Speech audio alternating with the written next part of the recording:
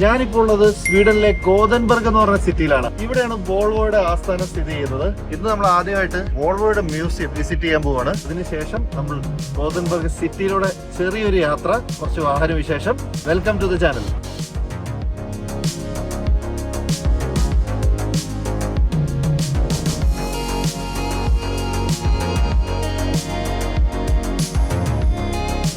നമ്മുടെ ഈ യൂറോപ്യൻ യാത്ര സ്പോൺസർ ചെയ്തിരിക്കുന്ന ജിയ ഹോളിഡേയ്സ് ആണ്. കഴിഞ്ഞ 10 വർഷമായി പാരീസ് ബേസ് ചെയ്ത് ഒരു മലയാളി ജോജു കാട്ടൂക്കാരൻ നടത്തുന്ന ഒരു കമ്പനിയാണ് ജിയ ഹോളിഡേയ്സ് എന്ന് പറയുന്നത്. ജോജു ചേട്ടനാണ് ക്യാമറയുടെ പിന്നിൽ. നിങ്ങൾക്ക് ഏത് തരം യൂറോപ്യൻ യാത്രയാണെങ്കിലും, റോഡ് ട്രിപ്പ് ആണെങ്കിലും, ഫാമിലി ആയിട്ടുള്ള യാത്രയാണെങ്കിലും ജോജു ചേട്ടനെ കോൺടാക്ട് ചെയ്യുക. നിങ്ങൾക്ക് എല്ലാ സപ്പോർട്ടും ജോജു ചേട്ടൻ ചെയ്തുതരും. യൂറോപ്പിലേക്ക് യാത്ര ചെയ്യൂ, യൂറോപ്യൻ മനോഹാരിത ആസ്വദിക്കും. മ്യൂസിയത്തിലോട്ട് കയറുന്ന അവിടെ ഫസ്റ്റ് തന്നെ കാണുന്നത് ഒരു കിഡിലൻ വണ്ടി റീസ്റ്റോർ ചെയ്ത് വെച്ചിട്ടുണ്ട്. വോൾവോയുടെ 1933 മോഡൽ PV655 എന്ന് പറഞ്ഞ മോഡലാണ്. 1995 വോൾവോ മ്യൂസിയം ഒഫീഷ്യലി ഓപ്പൺ ആകുന്നത്. ഗോതൻബർഗ് സിറ്റിയുടെ വെസ്റ്റേൺ ഔട്ട്സ്കട്ട്സിലെ അരണ്ടാൽ എന്ന ഇൻഡസ്ട്രിയൽ ഏരിയയിലാണ് ഈ മ്യൂസിയം സ്ഥിതി ചെയ്യുന്നത്. ഈ മ്യൂസിയത്തിൽ ഡിഫറെന്റ് സെഗ്മെന്റ്സ് ആയിട്ടാണ് വാഹനങ്ങൾ പ്രദർശിപ്പിച്ചിരിക്കുന്നത്. 1930 മുതൽ 50 വരെ ഒരു കാറ്റഗറി, സേഫ്റ്റി സീറ്റ് ബെൽറ്റ്സിന്റെയും എയർ ബാഗ്സിന്റെ ഒക്കെ ഇൻവെൻഷൻ ഉള്ള 70s കാറുകളുടെ ഒരു സെഗ്മെന്റ്, പിന്നെ വോൾവോ പെർഫോമൻസ് കാറുണ്ട്, മിലിറ്ററി വാഹനങ്ങളുടെ ഒരു കളക്ഷൻ ഉണ്ട്, അതിനുശേഷം റേസ് കാറുകളുടെ ഒരു സെഗ്മെന്റ് ഉണ്ട്, അതിനുശേഷം കൺസെപ്റ്റ് കാറുകളുടെ ഒരു സെഗ്മെന്റും, ഏറ്റവും അവസാനം കൊമേഴ്ഷ്യൽ വണ്ടികളുടെ ഒരു സെഗ്മെന്റും. ഈ രീതിയിലാണ് മൊത്തത്തിൽ ഈ മ്യൂസിയത്തിന്റെ അകത്ത് പ്രദർശനം നടക്കുന്നത്.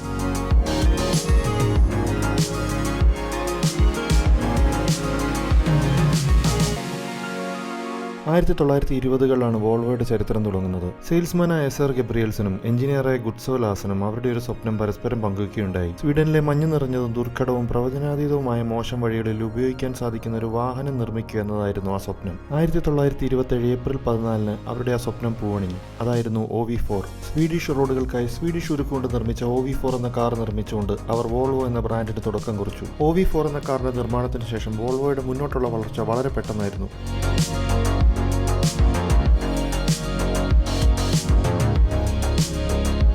എനിക്ക് ഏറ്റവും ഇഷ്ടപ്പെട്ട ബസ് ഏതാണെന്ന് വെച്ചാൽ ഒറ്റ ഉത്തരവുള്ളൂ, വോൾവോയുടെ ബസ്സുകളാണ്. ഞാൻ പലവട്ടം വീഡിയോയിലൂടെ അത് പറഞ്ഞിട്ടുണ്ട്. ഈ കിടക്കുന്നതാണ് വോൾവോയുടെ first bus. 1928 first bus Volvo ഉണ്ടാക്കുന്നത്. വുഡൻ ഫ്രെയിമിലാണ് ഈ വണ്ടി നിർമ്മിച്ചിരിക്കുന്നത്. വോൾവോ കാർസിൽ യൂസ് ചെയ്തിരിക്കുന്ന അതേ എഞ്ചിനാണ് ഫസ്റ്റ് ബസ്സിലും വോൾവോ യൂസ് ചെയ്തിരുന്നത്. ഈ പിന്നിൽ കാണുന്നതാണ് LB40 എന്ന് പറഞ്ഞ വോൾവോയുടെ ആദ്യത്തെ ട്രക്ക്.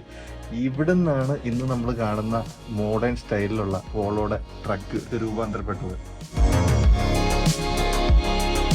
1950കളിലും 60കളിലുമായിട്ടാണ് വോൾവോ അവരുടെ സേഫ്റ്റിക്ക് മുൻഗണന കൊടുത്തുകൊണ്ടുള്ള വാഹനങ്ങൾ നിർമ്മിച്ചു തുടങ്ങിയത്. വോൾവോ എന്ന പേര് കേൾക്കുമ്പോൾ തന്നെ എല്ലാവരുടെയും മനസ്സിലേക്ക് വരുന്ന ഒരു വാക്കാണ് സേഫ്റ്റി. 1959 വോൾവോയിലെ എഞ്ചിനീയറായ നീൽസ് ബോലിനാണ് ലോകത്തിലെ തന്നെ ഒരു റവല്യൂഷണറി ഇൻവെൻഷനായ 3 പോയിന്റ് സീറ്റ് ബെൽറ്റ് കണ്ടുപിടിക്കുന്നത്. ലക്ഷക്കണക്കിന് ആളുകളുടെ ജീവൻ ഇതിനകം രക്ഷിച്ച ഈ കണ്ടുപിടുത്തം വോൾവോ പേറ്റന്റിന് കൊടുക്കാതെ ആളുകളുടെ സുരക്ഷയ്ക്കായി മറ്റു ബ്രാൻഡുകൾക്ക് തികച്ചും സൗജന്യമായി ഉപയോഗിക്കാനുള്ള അനുവാദം നൽകി. ഈ തീരുമാനം വോൾവോ എന്ന ബ്രാൻഡിനെ ഏറ്റവും ബഹുമാനിക്കപ്പെടുന്ന ഒരു ബ്രാൻഡാക്കുവാനും സുരക്ഷയുടെ പേരിൽ ലോകമെങ്ങും അറിയപ്പെടാനും ഇടയാക്കി.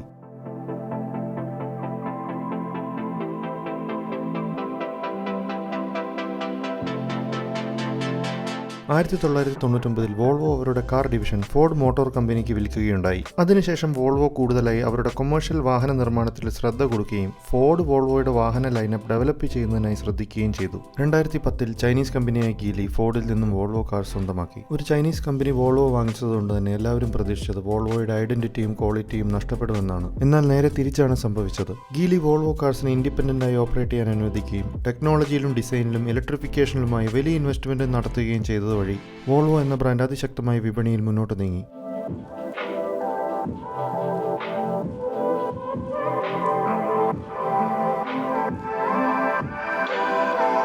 പ്രൊഡക്ഷൻ തുടങ്ങി 100 വർഷമാകുന്ന ഈ സമയത്തും വോൾവോ അവരുടെ കോർ വാല്യൂസായ safety, quality and care for environment എന്നീ 3 കാര്യങ്ങളിൽ അടിയുറച്ചു നിൽക്കുന്നു. വാഹന ലോകത്ത് സേഫ്റ്റി, സസ്റ്റൈനബിലിറ്റി ആൻഡ് ഡിസൈൻ എന്നീ 3 കാര്യങ്ങളിൽ മറ്റുള്ള ബ്രാൻഡുകൾക്കൊന്നും അവകാശപ്പെടാനാവാത്ത ഒരു വിശ്വാസം ആളുകളുടെ മനസ്സിൽ ഉണ്ടാക്കിയെടുക്കാൻ ഈ ബ്രാൻഡിന് സാധിച്ചിട്ടുണ്ട്. അതുകൊണ്ട് തന്നെ ഹൈവേയിൽ ഒരു വോൾവോ കാർ കാണുമ്പോഴും സിറ്റി ട്രാൻസ്പോർട്ട് സിസ്റ്റത്തിലെ ഒരു വോൾവോ ബസ് കാണുമ്പോഴും കൺസ്ട്രക്ഷൻ സൈറ്റുകളിൽ വോൾവോ ഹെവി വാഹനങ്ങൾ കാണുമ്പോഴും 3 കാര്യങ്ങൾ മനസ്സിലേക്ക് വരും. Designed with care, build to last, made to protect.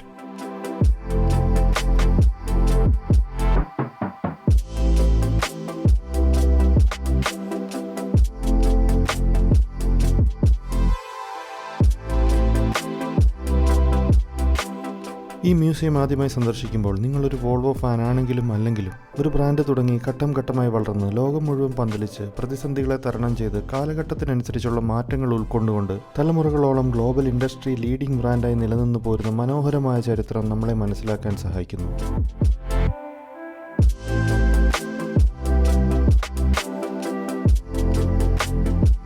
ഈ വോൾവോ ട്രക്കിന്റെ കാലക്രമേണയുള്ള ട്രാൻസ്ഫോർമേഷൻ നമുക്ക് ഇതിലെല്ലാം ചുറ്റി കാണാൻ പറ്റും. അതും വേരിയസ് പർപ്പസിന് വേണ്ടി യൂസ് ചെയ്യണത്, ഫയർഫോഴ്സിന് വേണ്ടി യൂസ് ചെയ്യണത്, അങ്ങനെ പല രീതിയിലുള്ള വോൾവോന്റെ ട്രക്സിന്റെ ട്രാൻസ്ഫോർമേഷൻ നമുക്ക് ഇവിടെ ശരിക്കും കണ്ടറിയാനുണ്ട്. ഇങ്ങനെ മ്യൂസിയം മൊത്തം കണ്ട് ലാസ്റ്റ് എത്തുമ്പോൾ ലെഗോസ് വെച്ചിട്ട് ഉണ്ടാക്കിയിരിക്കുന്ന ഒരു XC90, നമ്മുടെ പ്രീവിയസ് ജനറേഷൻ XC90 നമുക്ക് കാണാൻ പറ്റും. ഇങ്ങനെ മ്യൂസിയത്തിന്റെ കാഴ്ചകളൊക്കെ കണ്ട് ഞാനും ജോയിച്ചേട്ടനും കൂടെ ഗോതൻബർഗ് സിറ്റി ഒന്ന് കാണാനായിട്ട് പോവുകയാണ്. എങ്ങനെയുണ്ടെന്ന് നോക്കാം. അപ്പൊ നമ്മുടെ ഒരു മാസത്തോളം നീണ്ടു നിൽക്കുന്ന ഒരു യൂറോപ്യൻ യാത്രയായിരുന്നു. ആദ്യത്തെ ഫേസിൽ നമ്മൾ ട്രാവൽ ചെയ്തത് പാരീസിൽ നിന്ന് ബൈ റോഡ് ട്രാവൽ ചെയ്ത് പാരീസ്, ലക്സംബർഗിൽ നിന്ന് ബെൽജിയത്തിൽ നിന്ന് നെതർലാൻഡ്സ്, ഡെൻമാർക്കിൽ നിന്ന് നോർവേന്ന് ഇപ്പൊ സ്വീഡനിലെത്തി നിൽക്കുകയാണ്. ജർമ്മനിന്റെ ഇടയിൽ കയറി. ഇനി തിരിച്ചു ആ സെയിം റൂട്ടിലാണ് പോകുന്നത്. ഓട്ടോബാനിലൊക്കെ വണ്ടി ഓടിക്കണം എന്നുള്ള ആഗ്രഹമുണ്ട്. അപ്പൊ ഓട്ടോബാനില് ഇന്നിപ്പോ തിരിച്ചു പോകുമ്പോൾ വണ്ടി ഓടിക്കും. എന്റെ ഒരു വലിയ ഡ്രീം ആയിരുന്നു നമ്മുടെ അറ്റ്ലാന്റിക് റോഡ്, അതായത് one of the dangerous road in Europe എന്നറിയപ്പെടുന്ന അറ്റ്ലാന്റിക് റോഡിൽ വാഹനം ഓടിക്കാൻ പറ്റി. അല്ലെ ചേട്ടാ?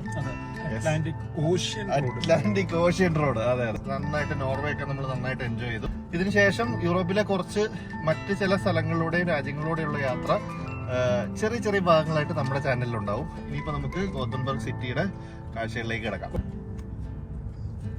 ഇന്നൊരു സൺഡേ ആയതുകൊണ്ട് തന്നെ വഴികളിൽ വണ്ടി ഭയങ്കര കുറവാണ്. നല്ല മൂടിയൊരു കാലാവസ്ഥയാണ്. യൂറോപ്പിൽ വിന്റർ സ്റ്റാർട്ട് ചെയ്യാൻ പോവാണ്. തണുപ്പൊക്കെ പതുക്കെ പതുക്കെ കൂടിക്കൂടി വരുന്നു. എന്നാലും കുഴപ്പമില്ലാത്ത ഒരു കാലാവസ്ഥയല്ലേ?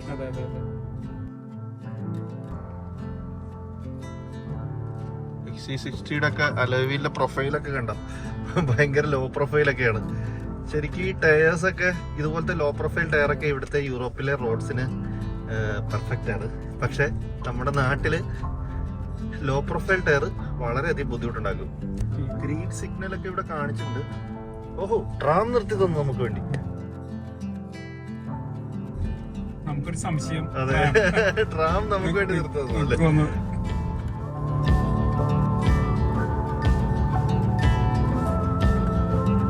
ഇവിടുത്തെ ഏറ്റവും വലിയൊരു പ്രത്യേകത എന്ന് പറഞ്ഞു കഴിഞ്ഞാൽ നമ്മുടെ പെഡസ്ട്രിയൻസിനാണ് ഇവിടെ എല്ലാ പ്രയോറിറ്റി. റോഡിലൂടെ വാഹനങ്ങൾക്കല്ല. പെഡസ്ട്രിയൻസിനെ കണ്ടു കഴിഞ്ഞാൽ നമ്മൾ വാഹനം നിർത്തി പെഡസ്ട്രിയൻസ് ക്രോസ് ചെയ്ത ശേഷം മാത്രമേ നമുക്ക് പോകാൻ പറ്റുള്ളൂ. സിഗ്നൽ ഇല്ലാത്ത സ്ഥലത്താണെങ്കിലും അതെ. ഓ, ഹൈവേ കൂടെ പോണേ നോക്ക്. അതെ, നേരത്തെ നമുക്ക് നിർത്തി തന്നുകൊണ്ടാന്ന് തോന്നുന്നു ട്രാം ഇപ്പൊ നമ്മളെ ഓവർടേക്ക് ചെയ്യുക.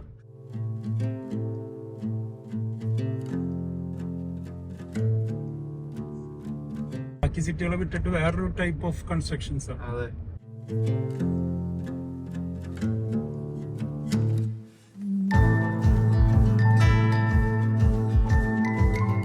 യൂറോപ്യൻ സഞ്ചാരികളുടെ കൂടി പ്രിയപ്പെട്ട നഗരമാണ് ഗോതൻബർഗ്. ഇവിടുത്തെ സീ ഫുഡ് കൾച്ചർ ലോക പ്രസിദ്ധമാണ്. സ്വീഡൻ ക്യാപിറ്റലായ സ്റ്റോക്ക്ഹോം കഴിഞ്ഞാൽ രണ്ടാമത്തെ ഏറ്റവും വലിയ നഗരം കൂടിയാണിത്. പഴയ യൂറോപ്യൻ ശൈലിയിലുള്ള നൂറ്റാണ്ടുകൾ പഴക്കമുള്ള കെട്ടിടങ്ങളും ആധുനിക ശൈലിയിലുള്ള ഗ്ലാസ് കൊണ്ട് മറച്ച കെട്ടിടങ്ങളും ഒരേപോലെ നമുക്കിവിടെ കാണാം. വൈറ്റ് ആൻഡ് റെഡ് നിറമുള്ള ദ ലിപ്സ്റ്റിക് ബിൽഡിംഗ് ഇവിടുത്തെ ഒരു പ്രധാന ലാൻഡ്മാർക്കാണ്.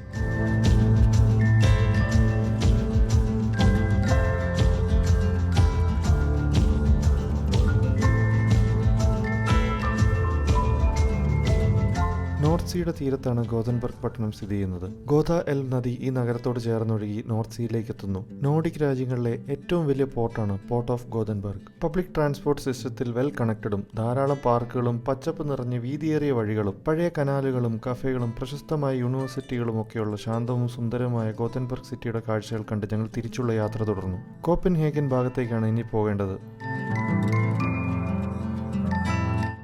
ഇപ്പൊ നമ്മൾ സ്വീഡനിൽ നിന്ന് ഫ്രാൻസിലെ ലിയോണിലേക്ക് ബൈ റോഡ് തിരിച്ചു പോവുകയാണ്. ഇവിടുന്ന് ഫ്രാൻസിലെ ലിയോൺ വരെ എത്താനായിട്ട് ഏകദേശം 2 ദിവസം എടുക്കും. ഈ 2 ദിവസത്തിനിടയ്ക്ക് നമുക്ക് ജർമ്മനി, ഡെൻമാർക്ക്, ഇപ്പൊ സ്വീഡൻ കഴിഞ്ഞിട്ടുണ്ടെങ്കിൽ ഡെൻമാർക്ക് ഉണ്ട്, ജർമ്മനി ഉണ്ട്. ജർമ്മനിക്ക് ശേഷം നമ്മൾ ഫ്രാൻസിലേക്ക് കയറും.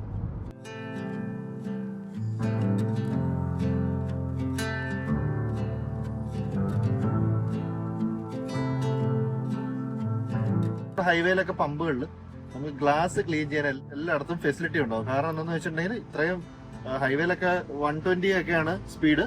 സോ ഈച്ചയും പ്രാണിയൊക്കെ അടിച്ചിട്ട് ഗ്ലാസ് വൃത്തിയിടാവും. അത് നമ്മൾ ഇടയ്ക്കിടയ്ക്ക് ക്ലീൻ ചെയ്ത് കൊടുക്കും. വൈകിട്ടോടെ മൊത്തം 600 കിലോമീറ്റർ കവർ ചെയ്ത് ഡെൻമാർക്കിലെ ഹെഡോസ്ലോ എന്ന സ്ഥലത്ത് ക്യാമ്പ് ചെയ്യാമെന്നാണ് ഞങ്ങൾ തീരുമാനിച്ചത്. ഗോതൻബർഗിൽ നിന്നും ഏകദേശം 300 കിലോമീറ്റർ യാത്ര ചെയ്ത് സ്വീഡനിലെ മാൽമോ എന്ന സിറ്റിയുടെ അടുത്തായിട്ടാണ് ഇപ്പോൾ എത്തിയിരിക്കുന്നത്. ഇവിടെ നിന്നും അല്പം ദൂരം കഴിഞ്ഞ് ഒരു പാലം ക്രോസ് ചെയ്ത് കഴിഞ്ഞാൽ സ്വീഡനിൽ നിന്നും ഡെൻമാർക്കിലെ കോപ്പൻഹേഗൻ പട്ടണത്തിലേക്ക് എത്തും. നമുക്ക് സ്വീഡനിൽ നിന്ന് ഡെൻമാർക്കിലോട്ട് വരണമെങ്കിൽ 2 ഓപ്ഷൻ ഉള്ളത്. ഒന്നെങ്കിൽ നമുക്ക് ഫെറി എടുത്ത് പോവാം, അല്ലെങ്കിൽ ഒരു ബ്രിഡ്ജ് ഉണ്ട്. ബ്രിഡ്ജ് എന്ന് പറഞ്ഞാൽ ചില്ലറക്കാരനല്ല, സ്വീഡനെയും ഡെൻമാർക്കിനെയും കടൽ മാർഗം ബന്ധിപ്പിക്കുന്ന ഒരു മോഡേൺ എഞ്ചിനീയറിംഗ് മാർവലാണ് ഒറീസുണ്ട് ബ്രിഡ്ജ്. ആ ബ്രിഡ്ജിലേക്കാണ് നമ്മൾ ഇനി പ്രവേശിക്കാൻ പോകുന്നത്. ഡെൻമാർക്കിലേക്ക് കിടന്നപ്പോൾ ഇവിടെ ഒരു പോലീസ് ചെക്കിംഗ് ഉണ്ടായിരുന്നു. വണ്ടിയൊക്കെ ചെക്ക് ചെയ്തു, നമ്മുടെ പാസ്പോർട്ടൊക്കെ വാങ്ങിച്ചു നോക്കി, ഡോക്യുമെന്റ്സ് എല്ലാം ഓക്കെ എന്ന് പറഞ്ഞപ്പോൾ നമ്മളോട് പോയിക്കോളാൻ പറഞ്ഞു. E20 ഹൈവേയിൽ ബാൾട്ടിക് കടലിന് കുറുകെ 1995 പണി തുടങ്ങി വെറും 5 വർഷം മാത്രമെടുത്ത് 2000 പണി തീർത്ത് ഗതാഗതത്തിനായി തുറന്നുകൊടുത്ത യൂറോപ്പിലെ ലോങ്ങസ്റ്റ് റെയിൽ റോഡ് ബ്രിഡ്ജാണ് ഒറീസുണ്ട് ബ്രിഡ്ജ്. ഇതൊരു കേബിൾ സ്റ്റേ ബ്രിഡ്ജിന്റെയും ടണലിന്റെയും കോമ്പിനേഷനാണ്. സ്വീഡൻ ഭാഗത്തു നിന്നും തുടങ്ങുന്ന 8 കിലോമീറ്റർ നീളമുള്ള പാലം പെബർഹോം എന്ന മാൻമെയ്ഡ് ഐലൻഡിൽ അവസാനിച്ച് അവിടെ നിന്നും 4 കിലോമീറ്റർ നീളമുള്ള കടലിനടിയിലൂടെയുള്ള ടണൽ വഴി ഡെൻമാർക്കിലേക്ക് പ്രവേശിക്കും.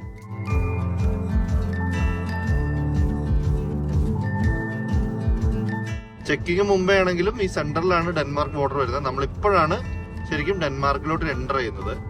ഇനിയാണ് ഈ ബ്രിഡ്ജിന്റെ ഏറ്റവും എക്സൈറ്റ്മെന്റ് ഉണ്ടാക്കുന്ന ഒരു മൊമെന്റ്. കാരണം ഇതിപ്പോ നമ്മള് കടലിന്റെ മുകളിലേക്കാണ് പോകുന്നത്. ഇപ്പൊ തന്നെ നമ്മള് കടലിന്റെ അടിയിലോട്ട് ടണലിലൂടെ കയറും.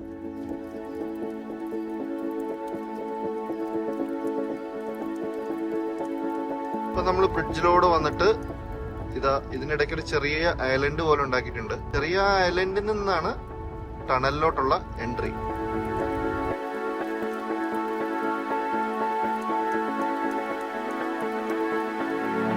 ടണലിന്റെ അകത്തോട്ട് കയറാൻ പോവാണ്. ഇനി കടലിലോട്ട് ഇറങ്ങും അല്ലേ? ഇപ്പൊ നമ്മള് കടലിന്റെ അടിയിലൂടെയാണ് പോകുന്നത്. ഇത് കണ്ടോ, ഇങ്ങനെ ഇതാ നമ്മള് കടലിൽ നിന്ന് കരയിലേക്ക് കയറുവാണ്. ടണലിന്റെ അവസാന ഭാഗത്തോട്ടെത്തി. ഉയരം കൂടിയ തൂണുകളുള്ള പാലം ഡെൻമാർക്ക് ഭാഗത്ത് നിർമ്മിച്ചാൽ കോപ്പൻഹേഗൻ വിമാനത്താവളത്തിൽ നിന്നുള്ള വ്യോമഗതാഗതത്തിന് തടസ്സമുണ്ടാക്കുമെന്നതിനാലാണ് അവസാന ഭാഗത്ത് ടണൽ നിർമ്മിച്ചത്. ചേട്ടാ, നമ്മളവിടെ എത്ര രൂപയാണ് നമ്മുടെ ഈ ബ്രിഡ്ജിന് വേണ്ടിയിട്ട് ടോൾ കൊടുത്തത്? ഈ ബ്രിഡ്ജിന് നമ്മൾ കൊടുത്തത് ഏകദേശം 459 സ്വീഡൻ ക്രൗണാണോ? 459. അപ്പൊ 50 യൂറോ. 50 യൂറോ അടുത്ത്. 50 യൂറോ എന്ന് പറയുമ്പോൾ 5000 രൂപ. പക്ഷെ നമ്മള് ഫെറി എടുത്ത് കഴിഞ്ഞാൽ 1600 1700 ഒക്കെ ആയിരുന്നു.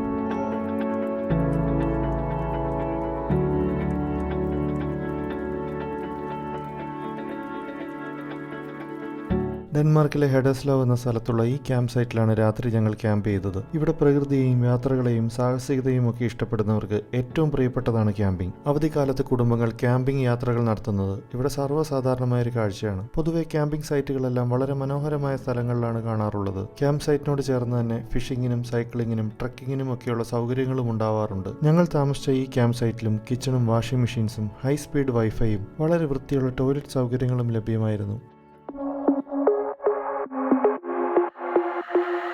ഇവിടെ നിന്നും അല്പം മുന്നോട്ട് പോയാൽ ജർമ്മൻ ബോർഡർ ക്രോസിംഗ് ആണ്. ഓട്ടോബാനിൽ വാഹനം ഓടിക്കുക എന്നുള്ള എൻ്റെ സ്വപ്നം സാക്ഷാത്കരിക്കാൻ പോകുന്നതുകൊണ്ട് തന്നെ ഞാൻ വളരെയേറെ ആവേശത്തിലായിരുന്നു.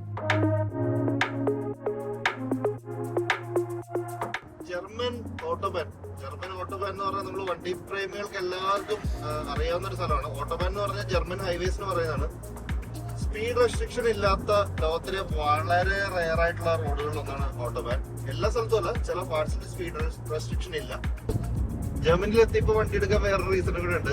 കാരണം മറ്റ് യൂറോപ്യൻ രാജ്യങ്ങളെ കമ്പയർ ചെയ്ത് നോക്കുമ്പോൾ ഓവർ സ്പീഡിങ്ങിനുള്ള ഫൈൻ ജർമ്മനിയിൽ ഇച്ചിരി കുറവാണ്. അതുകൊണ്ട് എങ്ങാനും അറിയാതെ ഒരു ക്യാമറ അടിച്ചാലും വലിയ നഷ്ടങ്ങൾ വരില്ല, അല്ലേ ചേട്ടാ? അതെ 100%. ജർമ്മനി സ്പീഡിന് വേണ്ടിയിട്ട് അത്ര ഫൈൻ ഇടിപ്പിക്കില്ല. അവര് സ്പീഡിന് വേണ്ടിയിട്ടാണ് ഈ റോഡും ഇതൊക്കെ ചെയ്തിരിക്കുന്നത്. അപ്പൊ സ്പീഡ് ഒരു വലിയ കുറ്റായിട്ട് അവര് കാണുന്നില്ല. ജർമ്മൻ കാസാണ് ഇതിലൂടെ ഈ റോഡിൽ കൂടെ പറക്കുന്ന സാധനങ്ങൾ അല്ലേ? അതെ. ഇതെല്ലാം കുറച്ചും കൂടെ തിരക്കുള്ള ഏരിയ ആണ്. ഞാൻ എന്തായാലും ഓവർ സ്പീഡ് ഒന്നും എടുക്കുന്നില്ല. എന്റെ ഒരു ഡ്രീം ആയിരുന്നു ഓട്ടോവാനിലൊന്ന് വണ്ടി ഓടിക്കണമെന്ന്. ആ ഒരു ഡ്രീം കം ട്രൂ മൊമെന്റ് മാത്രം അത് ഞാൻ എൻജോയ് ചെയ്യുന്നു. ലെഫ്റ്റ് ലൈനിൽ നമ്മൾ ഓടിക്കാൻ പാടില്ല. ഓവർടേക്കിന് മാത്രമാണ്. ഓവർടേക്കിങ് ചെയ്ത് കഴിഞ്ഞിട്ട് നേരെ സെൻട്രൽ ലൈനിലോട്ട് വരണം. കണ്ടോ വണ്ടികളൊക്കെ പോകുന്നുണ്ടോ? എല്ലാം നല്ല സ്പീഡിലാണ്. അത്രയും സ്പീഡൊക്കെ ഉണ്ടെങ്കിലും വളരെ അച്ചടക്കത്തോടുകൂടിയാണ് വണ്ടി ഇരിക്കുന്നത്. നമുക്കൊരു ഇറിറ്റേറ്റിംഗ് ഫീലോ നമ്മൾ ഇത്ര സ്പീഡിലാ പോകുന്നതെന്നോ നമുക്ക് ഒരിക്കലും ഫീൽ ചെയ്യത്തില്ല. മീൻസ് നമ്മൾ ഇത്ര സ്പീഡിൽ ഓടിക്കുമ്പോൾ ഉള്ള ഒരു എന്താ പറയുക, നമുക്ക് മനസ്സിലുള്ള ഒരു സ്ട്രെസ് ഇല്ലേ, അതൊന്നും ഇല്ല ഇവിടെ. ആ 130 ഇങ്ങനെ കട്ട് ചെയ്യും 2 വര വെച്ചിട്ട്. അത് കഴിഞ്ഞാൽ നമുക്ക് അൺലിമിറ്റഡ് കയറാം. 130 കേട്ടോ. എല്ലാ വണ്ടികളും 120-ലാണ്. സ്പീഡ് ട്രാക്കില് ചിലപ്പോ 250-300 അടുത്തോട്ടൊക്കെയോ. ആ വണ്ടി സൈഡിൽ കൂടെ പോകുമ്പോ തന്നെ ഒരു കാറ്റടിച്ച് നമ്മുടെ വണ്ടി ഒന്ന് എന്താ പറയുന്നത് ചാച്ചാണ്. ഒരു ഋതത്തിൽ വേണം നമ്മള് ഓട്ടോബാനിൽ വണ്ടി ഓടിക്കാൻ. നമ്മള് ഇവിടെ ഈ എക്സ്ട്രീം റൈറ്റിൽ ഇത് കാലിയാണെങ്കിൽ എപ്പോഴും എക്സ്ട്രീം റൈറ്റിൽ ഓടിക്കുക. സ്ലോ ആയിട്ട് പോകുമ്പോ, സ്ലോ ആയിട്ടായാലും ഫാസ്റ്റ് ആയാലും വണ്ടി ഇല്ലെങ്കിൽ എക്സ്ട്രീം റൈറ്റ് കീപ്പ് ചെയ്യുക. പിന്നെ ഓവർടേക്കിന്റെ സമയത്ത് സെൻട്രൽ ലൈൻ കീപ്പ് ചെയ്യുക. ഇനി ഹൈ സ്പീഡ് ഓവർടേക്കിംഗ് ആണെങ്കിൽ എക്സ്ട്രീം ലെഫ്റ്റില് സ്പീഡ് ട്രാക്ക് കൂടെ ഓവർടേക്ക് ചെയ്യുക. ജർമ്മനിയിലെ ഏറ്റവും വലിയ പോർട്ടായ പോർട്ട് ഓഫ് ഹാംബർഗ് റോഡിന്റെ വശത്തായി കണ്ടു തുടങ്ങി. പടുകൂറ്റൻ കപ്പലുകളും ക്രെയിനുകളും ഒക്കെയുള്ള പോർട്ടിന്റെ കാഴ്ചകളും കണ്ട് ഞങ്ങൾ മുന്നോട്ട് നീങ്ങി. ഫ്രാൻസിലോട്ടുള്ള ഞങ്ങളുടെ യാത്രയിൽ ചെറിയൊരു മാറ്റം വരുത്തി ജർമ്മനിയിലെ സ്റ്റുട്ട്ഗാർട്ടിലേക്ക് പോകാമെന്ന തീരുമാനത്തിലെത്തി. മെഴ്സിഡീസ്, പോർഷെ തുടങ്ങിയ ബ്രാൻഡുകളുടെ ഹെഡ് ക്വാർട്ടേഴ്സും മ്യൂസിയവും ഈ ബ്രാൻഡുകളുടെ പ്രധാന ഫാക്ടറികളും സ്ഥിതി ചെയ്യുന്നത് ജർമ്മനിയിലെ സ്റ്റുട്ട്ഗാർട്ടിലാണ്.